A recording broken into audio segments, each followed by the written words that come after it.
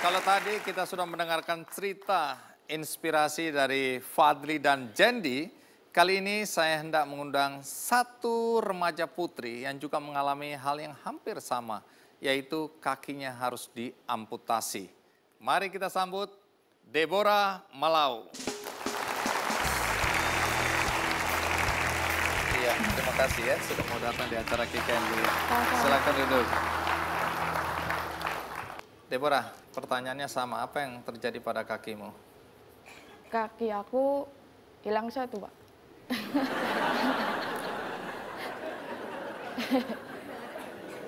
Deborah jangan main-main ya. Aku ini udah tua. Ya, kenapa sampai hilang? Dulu itu pernah jatuh dari motor. Ternyata setelah jatuh dari motor nggak dirasa, didiemin aja. Setelah lama-lama dia bengkak dari rumah sakit, ternyata harus di biopsi. Keluar hasilnya ternyata dia udah kanker tulang stadium 2. Setelah ketahuan bahwa ada kanker tulang, siapa yang memutuskan untuk diamputasi? Kalau memutuskan untuk diamputasi sepertinya dari keluarga juga udah pada tahu kalau sebenarnya hasil akhirnya harus diamputasi. Cuman biasa keluarga nggak mau ngungkapin, jadi nunggu dari Deborahnya sendiri.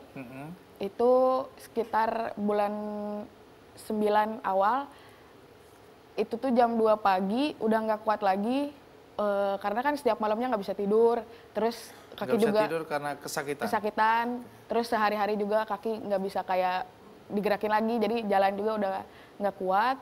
Akhirnya jam 2 pagi memutuskan buat kayak udah lama diikhlaskan aja gitu. Jadi keputusan datang dari Deborah? Ya, buat diambil aja nggak apa-apa daripada harus kayak sakit-sakitan terus, ngerepotin orang banyak juga, jadi direlakan aja mah nggak apa-apa gitu. Itu akhirnya diamputasi di atas lutut atau di bawah lutut? Di atas. Di atas lutut.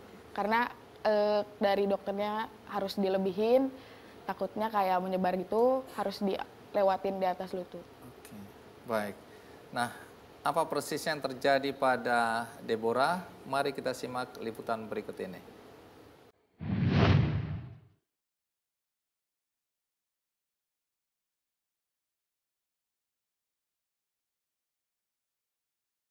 Kehilangan anggota tubuh bukanlah hal yang mudah diterima oleh siapapun.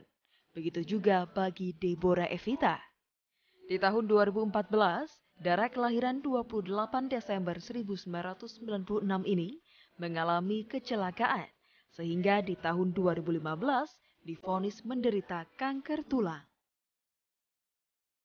Setelah menjalani berbagai pengobatan, akhirnya Deborah harus merelakan kakinya untuk diamputasi agar kanker yang bersarang di kaki kanannya tidak menyebar.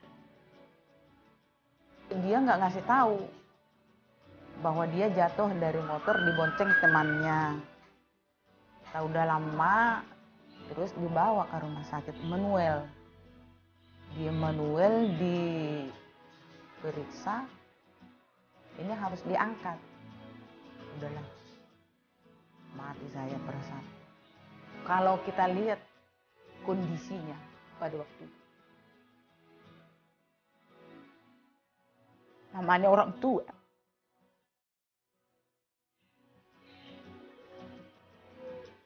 udah kuat lah. Kalau bisa penyakitnya si Deborah kasih sama saya terima. Sempat murung dan tak percaya diri, ia mencari info untuk membeli kaki palsu ke komunitas kreativitas difabel Bandung. Di komunitas inilah Deborah menemukan kembali rasa percaya dirinya dan motivasi untuk kembali beraktivitas. Di komunitas kreativitas difabel, ia diarahkan untuk mengikuti kegiatan olahraga. Ternyata, di dunia olahraga ia seperti menemukan kehidupan barunya. Beberapa bulan berlatih cabang olahraga lempar, ia diikutsertakan dalam Pekan Paralimpik Nasional 2016 lalu. Hasilnya, anak bungsu dari 4 bersaudara ini meraih 2 emas dari tolak peluru dan lempar cakram, serta 1 perak dari nomor lempar lembing. Sekarang ini aku lihat dia udah ceria, dia udah bisa bisa bergabung, dia sudah ikut kegiatan yang lain. Jadi merasa ada terharunya, ada gembiranya hati saya. Bangga sekali, tidak bangga lagi ya. Kalau ada di lebih bangga, ya melebihi bangga. Kini, Dara berusia 20 tahun ini sedang mempersiapkan diri untuk mengikuti kejuaraan nasional yang juga merupakan seleksi untuk pemilihan tim Indonesia untuk ajang ASEAN Para Games yang akan berlangsung tahun ini. Walaupun dengan keterbatasan fisik, dengan semangat dan tekad pantang menyerah menjadi modal utamanya untuk terus berprestasi.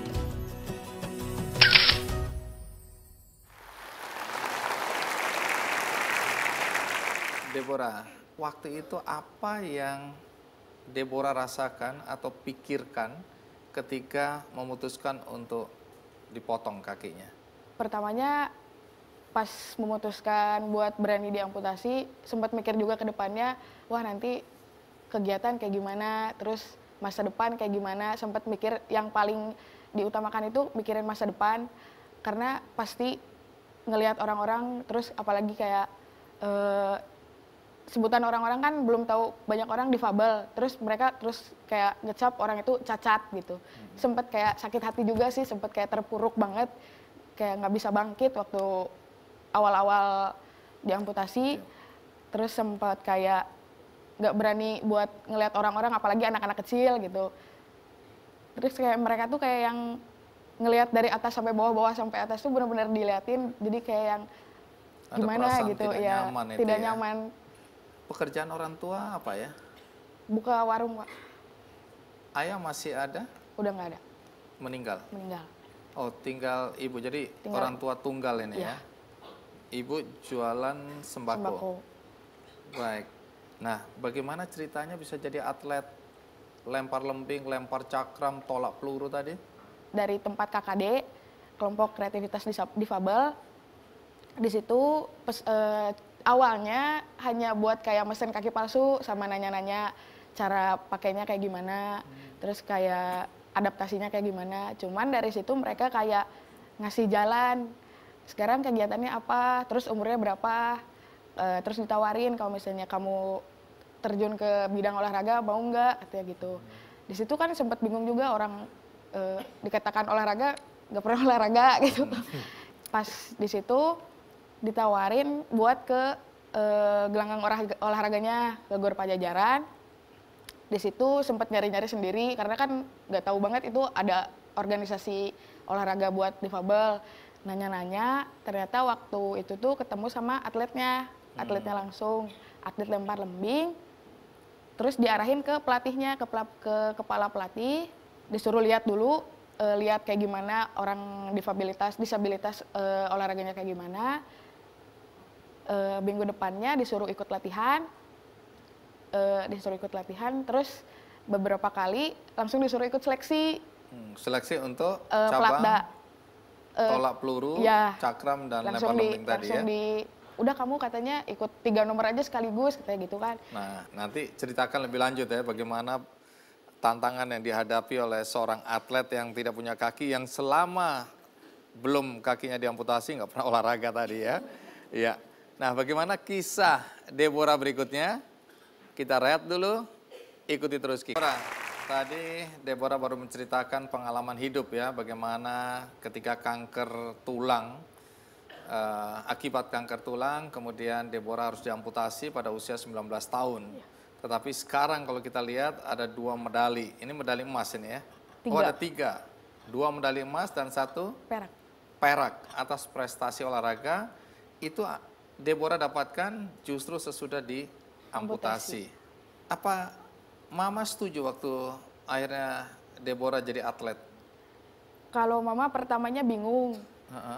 Nanti kamu kayak gimana gitu kan, jadi atlet, sedangkan maksudnya basicnya bukan olahragawan gitu. Bisa enggak katanya. Jadi Mama sempat kayak khawatir juga. Terus. Oke, terus kapan persisnya Mama kemudian merasa bahwa ya anakku Kan tadi dibilang bahwa akhirnya saya bangga sekali, sangat-sangat bangga pada Setelah anak masuk saya. Platda itu, Oh, setelah masuk ya. Ini omong-omong, ibu ada? ibu tidak hadir. Tidak ikut? Ya. Baik, siapa yang? Ada keluarga yang ikut? Abang sama kakak. Mana abang? Abang boleh berdiri? Iya, ini abang ya. Baik, apa hikmah yang bisa dipetik dari kejadian amputasi kaki ini? Selalu percaya kalau Tuhan itu ada. Tuhan itu pasti punya rencana, apalagi masa depan kita tuh udah Tuhan siapkan gitu. Jadi kita tinggal kayak mencari, menggali, terus ada niat, kemauan, Tuhan udah sediakan. Baik. Nah, sekarang lagi persiapan apa? Untuk kejurnas Buat apa? kejurnas tahun Di ini mana? di Solo, Di Solo. Porda di Bogor. Baik, targetnya apa nih? Targetnya karena udah dapat emas, ditargetkan emas lagi. Dapat emas lagi ya. Jadi mudah-mudahan satu hari diundang kembali, emasnya sudah sampai berat sekali gitu ya. Sombongnya udah kayak Jendi juga gitu ya. Deborah, sampai ketemu lagi ya.